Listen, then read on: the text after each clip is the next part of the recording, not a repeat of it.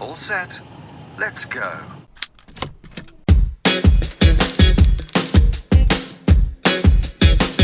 Now what can I do when my feelings getting stronger? And the way that you move, I can't take it. They say every beginning is hard, and I disagree with them. I'm addicted to you. Oh, I love it when you're looking at me. I'm addicted to you. Let me show what I got for you, girl. So won't you come along?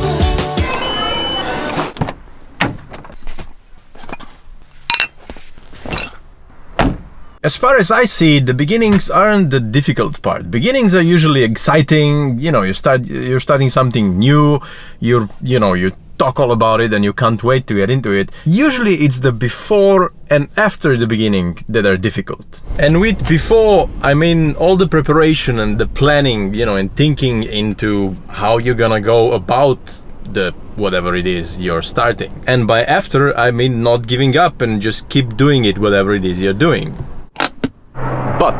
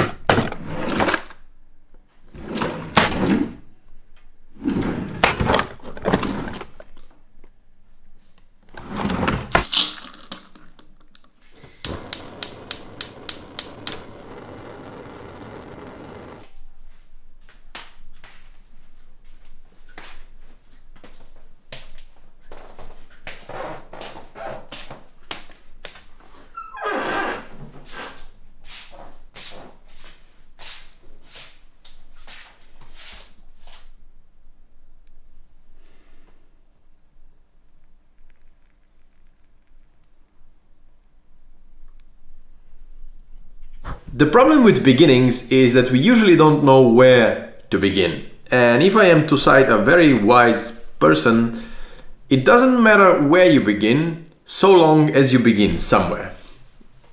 It's a made-up character in a book, but still, it's a wise thing to say. And having said that, or having read that, I am starting right here. But let me explain. You see, I've been a video editor for the last 15 years. I've started on TV editing news, and then I went on to reality, and then I did commercials and promotions and short films and documentaries and pretty much anything that I could get my hands on and would pay the bills. And also pretty much everything that didn't pay the bills, and there was a lot of it. Anyway, in the last, say, 5 to 6 years, I've started realizing that editing actually isn't for me. I'm not enjoying it that much, and I've realized that there are guys out there who are much better than me and they really enjoy it, and I should probably try and start doing something else. And in the last 2 or 3 years I started realizing more and more that writing and directing is actually something that I really enjoy doing and I'm actually quite good at. You see, whenever I'm writing or directing, the time ceases to exist. Everything else around me, the whole world, kind of disappears. It's just me and whatever this thing is in front of me that I'm battling with. If it's finding a certain word that will sound perfectly and that it's the right length and everything, or if it's just, trying to get the shot right and perfectly. And I think this is, a good recipe for your passion. And this is where it gets kind of problematic. So this is my current life situation. This is my time and energy. This is editing, and this is writing and directing. Just to be clear, the candle is here solely for aromatic purposes. And what it currently looks like is this. I kind of like these presentations. So majority of my time and energy goes into editing. Ideally, this would be the other way around. And yes, I have realized that it wasn't a good idea to buy a jar that is not a see-through, but you get the general idea. So ideally, I would put majority of my time and energy into writing and directing. But there is this tiny, itsy bitsy little problem that is called bills and life and food and rent. And currently, editing is my main money source. So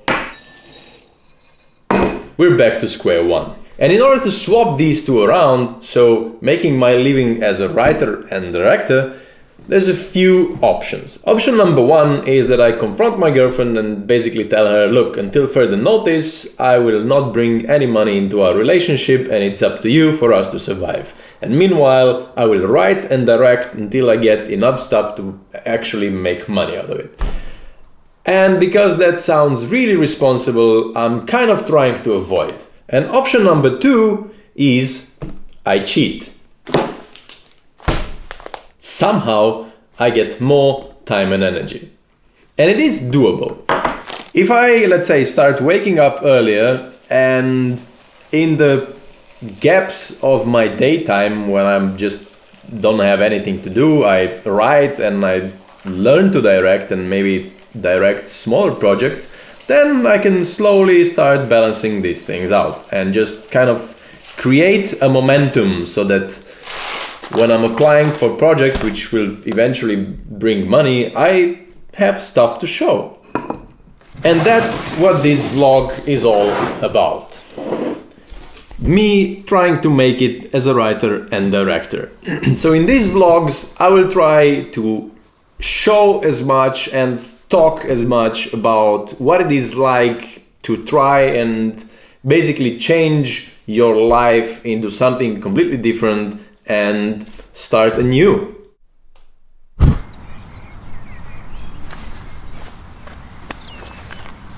When I moved to London, I was overly excited about how many opportunities here are and how many jobs and how many people and filmmakers doing it and so many amazing stuff, and also the decent money you can make doing it as well. But then I got more and more frustrated because I saw a lot of people doing what I wanted to do, and I saw that what they did wasn't as good as I would have done it. And as smug as this may sound, I'm pretty sure everyone has been there at one point saying, I could have done this so much better. And it took me quite a while to actually realize that these people, however bad their products might be, are better than I am, because the difference between me and them is they went out there and they've done it. So whenever you're criticizing someone for their work and you don't really like it, if they've done it and you haven't, they are better. Full stop. So as this small-time YouTuber Casey Neistat once said, the only difference between you now and you making it is you doing it. I might as well go out there and do it. I'm pretty sure no one else will do it for me.